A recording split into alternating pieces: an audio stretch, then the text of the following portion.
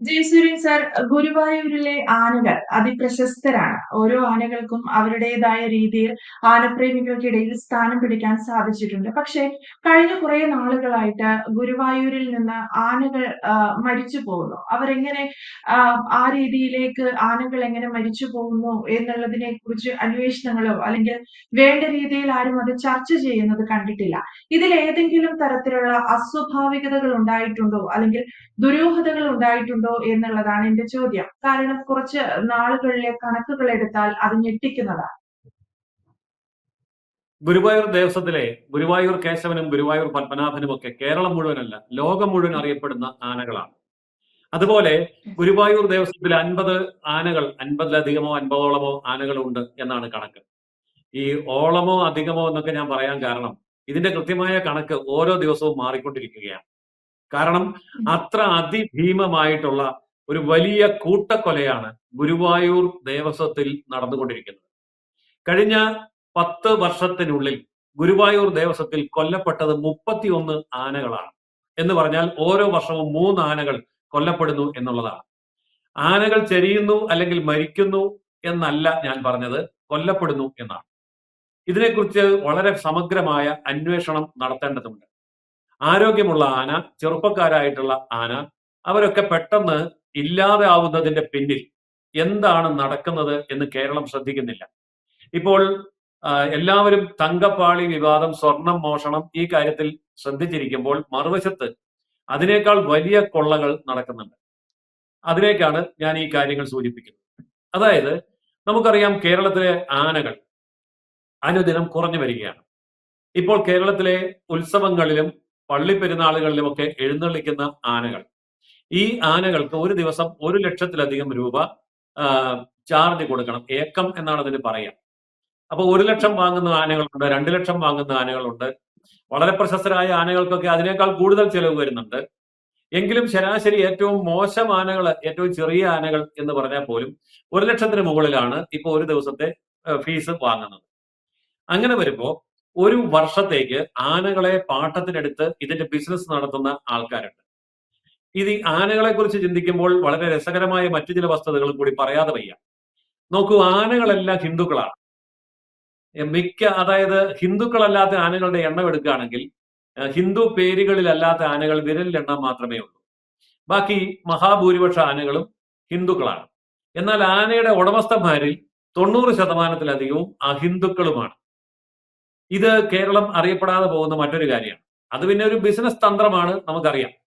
ഇപ്പം ശബരിമലയ്ക്ക് പോകുന്ന സമയത്ത് കാണുന്ന ഹോട്ടലുകളൊക്കെ പെട്ടെന്ന് വെജിറ്റേറിയൻ ആവുന്നതും, അല്ലെങ്കിൽ അതൊക്കെ ആര്യഭവൻ, ആര്യാസ്, ഉടുപ്പി എന്നൊക്കെ പേരിടുന്നതും ഒക്കെ നമ്മൾ കാണാറുണ്ട്. സംഭവം യഥാർത്ഥത്തിൽ അതൊന്നും ആയിരിക്കില്ല. അതൊരു കച്ചവട തന്ത്രമാണ്. എന്തായാലും കേരളത്തിലെ ആനകളൊക്കെ ഹിന്ദുക്കളാണ്. എന്നാൽ ഈ ആനകളുടെ പിറകിലുള്ള മറ്റൊരു വലിയ ബിസിനസ് ഉണ്ട്. ആനകളെ ബ്രാൻഡ് ചെയ്യുകയും ആനകളുടെ വിപണി മൂല്യം, അതായത് ഒരു ദിവസത്തെ കൂലി ക്രമാതീതമായി വർദ്ധിപ്പിക്കുകയും ആ കാര്യത്തിൽ മത്സരിക്കുകയും ആനകൾ തമ്മിലുള്ള മത്സരവേദിയായി ഇതിനെ മാറ്റുകയും ചെയ്യുമ്പോൾ ഇതിന്റെ പിന്നിൽ ആനപ്രേമി സംഘങ്ങൾ ഉണ്ടാവുന്നു. ഇപ്പൊ സിനിമാ താരങ്ങൾക്ക് ഫാൻസ് അസോസിയേഷൻ പോലെ ആനകൾക്ക് ഫാൻസ് അസോസിയേഷൻ ഉണ്ടാവുന്നു. ഇതെല്ലാം കൃത്രിമമായി ഉണ്ടാക്കുന്നതാണ്. അങ്ങനെ ഉണ്ടാക്കി ആനയുടെ വരുമാനം വർദ്ധിപ്പിക്കുമ്പോൾ ആനകളുടെ എണ്ണം കുറയുക എന്നുള്ളത് ആന ഉടമസ്ഥന്മാരുടെ ഒരു വലിയ ലാഭമേഖലയാണ്. കാരണം ഉത്സവങ്ങളുടെ എണ്ണം കുറയുന്നില്ല, ആഘോഷങ്ങളുടെ എണ്ണം കുറയുന്നില്ല. ഉത്സവങ്ങളും ആഘോഷങ്ങളും കഴിഞ്ഞ് ഇപ്പൊ പള്ളി പെരുന്നാളുകൾക്ക് പോലും ആനകളെ ഉപയോഗിക്കുന്ന ശൈലിയിലേക്ക് കാര്യങ്ങൾ മാറിയിരിക്കുന്നു. തൃശ്ശൂർ ജില്ലയിലൊക്കെ ഇത് വളരെ വ്യക്തവുമാണ്. അപ്പോൾ ആനകൾക്ക് വരുമാനം കൂടുതൽ കിട്ടണമെങ്കിൽ മത്സരിക്കുന്ന ആനകളുടെ എണ്ണം കുറവായിരിക്കണം. അങ്ങനെ നോക്കുമ്പോൾ വൻതോതിൽ ആനകളുടെ എണ്ണത്തെ കുറയ്ക്കാൻ പറ്റുന്ന ഒരു മേഖലയാണ് ഗുരുവായൂർ ദേവസ്വത്തിലെ ആനകൾ. അപ്പോൾ ഗുരുവായൂർ ദേവസ്വത്തിലെ ആനകൾക്ക് താരതമ്യേന ചെലവ് കുറവാണ്.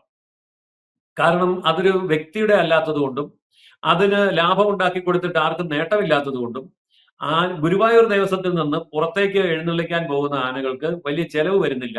താരതമ്യേന സ്വകാര്യ മുതലാളിമാരുടെ കയ്യിലിരിക്കുന്ന ആനകളെക്കാൾ ചെലവ് കുറവാണ്.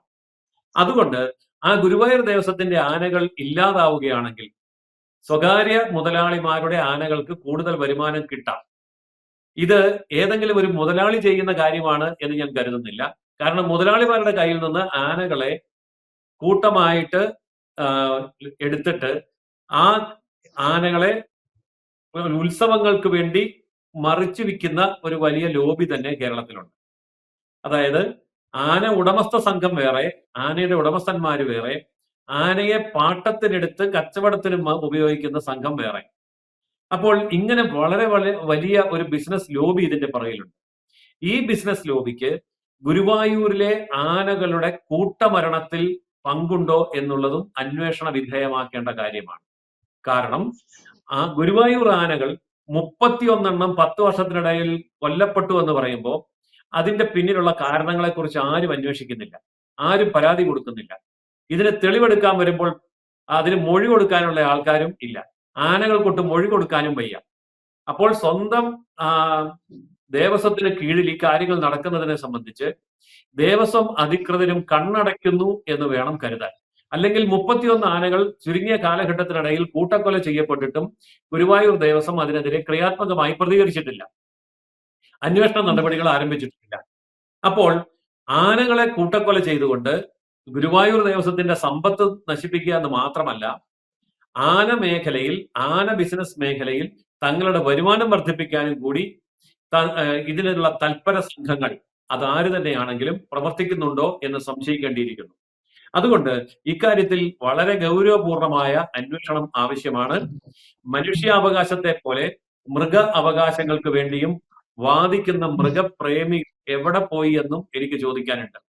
ഇവിടെ പന്നിയെ വെടിവെച്ചാൽ ചോദിക്കാൻ ആളുണ്ട്, തെരുവ് നായ്ക്കളെ നേരിട്ടാൽ ചോദിക്കാൻ ആളുണ്ട്.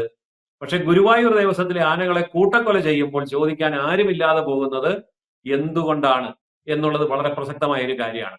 അപ്പോ ആനകൾക്കും അവകാശമില്ലേ? ആനകൾക്കും ജീവിക്കാനുള്ള അവകാശമില്ലേ? അപ്പോൾ ഇതിന്റെയൊക്കെ പിറകിൽ നടക്കുന്ന ലോബിയിങ് എന്താണ്? കച്ചവട താല്പര്യം എന്താണ്? ഈ ആനകളെ കൂട്ടക്കൊല ചെയ്യാൻ കൂട്ടുനിൽക്കുന്ന ആൾക്കാർ ആരൊക്കെയാണ്? അവരെന്തുകൊണ്ടാണ് നിയമത്തിന് മുമ്പിൽ വരാത്തത്? അവർക്കെതിരെ എന്തുകൊണ്ടാണ് നടപടി ഇല്ലാത്തത്? ഇതിന് രാഷ്ട്രീയക്കാരുടെ സംരക്ഷണമുണ്ടോ? ഭരണകൂടം അനങ്ങാതിരിക്കുന്നതിന്റെ പിന്നിലും ചില താല്പര്യങ്ങളുണ്ടോ? ഈ കാര്യങ്ങളൊക്കെ ഗൗരവപൂർണമായി അന്വേഷിക്കേണ്ടതാണ്.